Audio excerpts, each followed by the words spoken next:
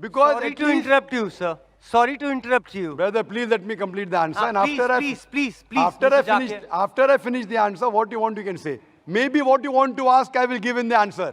بسم اللہ الرحمن الرحیم. السلام علیکم دوستو سورج کا وقت پر نکلنا، دن رات کا وقت پر آنا، دریاؤں کا اپنے مدار میں بہنا، ان سب کو دیکھ کر لگتا ہے کہ کوئی ذات ہے جس کے حکم سے تمام کام ہو رہے ہیں. اسی ذات نے ہم انسانوں کو پیدا کیا ہے. وہ ذات خالق حقیقی کی ہے جو تمام کائنات کا رب ہے. مسلمان اللہ تعالیٰ کو مانتے ہیں کہ کائنات کا سارا نظام اسی کے ہاتھ میں ہے، لیکن ہندو بھگوان کو اپنا خدا مانتے ہیں اور بہت سے مذہب ہیں جنہوں نے اپنا خدا بنایا ہے. حالانکہ خالق حقیقی صرف ایک اللہ کی ذات ہے. ہماری آج کی ویڈیو بھی اسی حوالے سے ہے. ایک شخص نے ڈاکٹر ذاکر نائک صاحب کو اپنا تعارف کرواتے ہوئے کہا کہ میرا نام ارورا وویک ہے اور میں یہاں پر کوئی تنازع ڈالنے نہیں آیا ہوں. میرا آپ سے سادہ سا سوال ہے، اگر آپ قرآن اور بائبل کے درمیان کچھ اقتباس کر رہے ہیں تو قرآن اور بائبل کے درمیان ہمارا موازنہ کیوں نہیں ہے؟ ہر ایک نے اپنے اپنے انداز میں عمل کیا ہے. ہر کوئی ایک دوسرے کے ساتھ تعاون کر کے اس بات پر متفق ہو جائے کہ اللہ ایک ہے. کچھ لوگ اپنے رب کو اللہ کہہ کر پکارتے ہیں، کچھ لوگ بھگوان، کچھ لوگ جیزس کہہ کر پکارتے ہیں. اس بات کو یقینی کیوں نہیں بناتے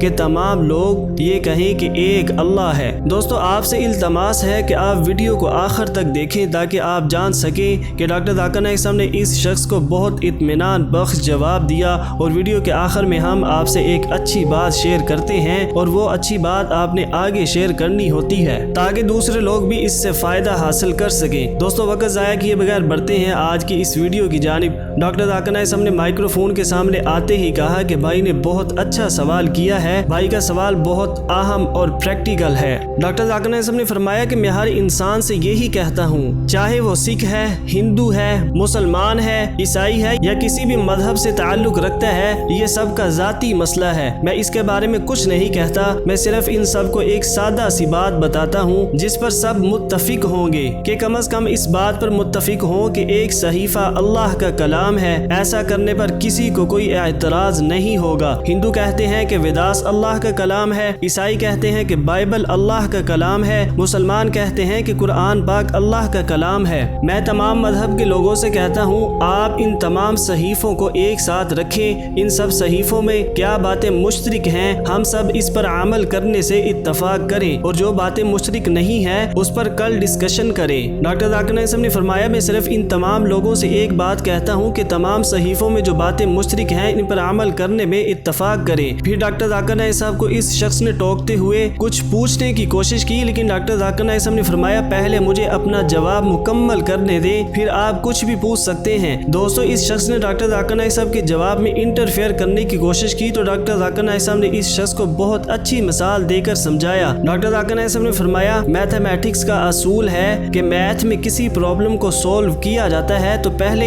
سٹیپ 1 سولو کرنا پڑتا ہے، پھر سٹیپ 2، سٹیپ 3، اسی طرح میں بھی آپ کو سٹیپ وائز سمجھانے کی کوشش کر رہا ہوں، لہذا آپ انٹرفیئر نہ کریں. ڈاکٹر ذاکر نائک صاحب نے فرمایا میں تمام لوگوں کو یہی پوچھتا ہوں کہ تمام صحیفوں میں کیا مشترک ہے؟ تمام صحیفوں میں یہ بات مشترک ہے کہ اللہ تعالیٰ ایک ہے، لہذا ہمیں یہ بات ماننی چاہیے کہ اللہ ایک ہے. ڈاکٹر ذاکر نائک صاحب نے فرمایا کہ ویداس میں لکھا ہے کہ اللہ تعالیٰ ایک ہے. بائبل میں gospel of mark chapter number 12 آیت نمبر 29 اور ڈیوٹرونومی کی کتاب چیپٹر نمبر 6 آیت نمبر 4 میں لکھا ہے کہ اللہ ایک ہے. قرآن پاک میں لکھا ہے قل هو اللہ احد، اللہ ایک ہے. ہمارے درمیان یہ اتحاد ہونا چاہیے کہ اللہ ایک ہے، کیونکہ تمام مذہبی کتابوں میں لکھا ہے کہ اللہ ایک ہے. ڈاکٹر ذاکر نائک صاحب نے فرمایا کہ یہ برہما وشنو یہ تمام ہمارے درمیان کہاں سے آ گئے ہیں؟ میں ان پر یقین نہیں رکھتا اور نہ ہی میں ان کو خدا مانتا ہوں. برہما وشنو کا ذکر قرآن میں نہیں ہے اور نہ ہی حضرت عیسیٰ علیہ السلام کا ذکر قرآن میں ہے کہ وہ خدا ہیں. قرآن میں حضرت عیسیٰ علیہ السلام کا یہ ذکر ہے کہ وہ اللہ کے پیغمبر ہیں اور نہ ہی بائبل میں لکھا ہے کہ حضرت عیسیٰ علیہ السلام خدا ہیں. یہ عیسائیوں کا اپنا تصور ہے کیونکہ بائبل میں بہت سی تبدیلیاں ہو چکی ہیں. وہ کہتے ہیں کہ اس سے کوئی فرق نہیں پڑتا کہ اللہ جیزس ہے. ڈاکٹر ذاکر نائک صاحب نے فرمایا کہ اس سے فرق پڑتا ہے. اللہ تعالیٰ قرآن پاک کی سورہ بنی اسرائیل آیت نمبر 110 میں فرماتا ہے جس کا ترجمہ ہے کہہ دیجئے کہ اللہ کو اللہ کہہ کر پکارو یا رحمان کہہ کر جس نام سے بھی پکارو تمام اچھے نام اسی کے ہیں۔ ڈاکٹر ذاکر نائک صاحب نے فرمایا کہ یہ اللہ تعالیٰ کے خوبصورت نام ہے، آپ اللہ کو غلط نام نہیں دے سکتے، آپ اللہ کی توہین نہیں کر سکتے۔ کچھ لوگ مجھے بتاتے ہیں کہ اس سے کیا فرق پڑتا ہے کہ ہم پانی کو واٹر کہیں یا پانی، اسی طرح وہ مجھے کہتے ہیں کہ ہم لوگ اللہ کو کسی بھی نام سے پکاریں کیا فرق پڑتا ہے۔ میں ان لوگوں کو کہتا ہوں کہ آپ اللہ کو کریم کہہ سکتے ہیں، اللہ کو رب کہہ سکتے ہیں، لیکن آپ اللہ کو کوئی انسان نہیں کہہ سکتے، اور نہ ہی آپ یہ کہہ سکتے ہیں کہ اللہ کو کوئی بیٹا ہے۔ اللہ تعالیٰ قرآن پاک کی سورہ اخلاص آیت نمبر 1 سے لے کر 4 تک فرماتا ہے، جس کا ترجمہ ہے آپ کہہ دیجئے کہ وہ اللہ ایک ہے، اللہ تعالیٰ بے نیاز ہے، نہ اس سے کوئی پیدا ہوا نہ وہ کسی سے پیدا ہوا اور نہ کوئی اس کا ہمسر ہے۔ ڈاکٹر ذاکر نائک صاحب نے فرمایا اس سے صاف واضح ہوتا ہے کہ اللہ کی کوئی اولاد نہیں ہے۔ قرآن پاک میں یہ کہیں بھی نہیں لکھا کہ حضرت عیسیٰ علیہ السلام اللہ ہیں یا اللہ تعالیٰ کے بیٹے ہیں، اور نہ ہی قرآن پاک میں لکھا ہے کہ مہیش خدا ہے۔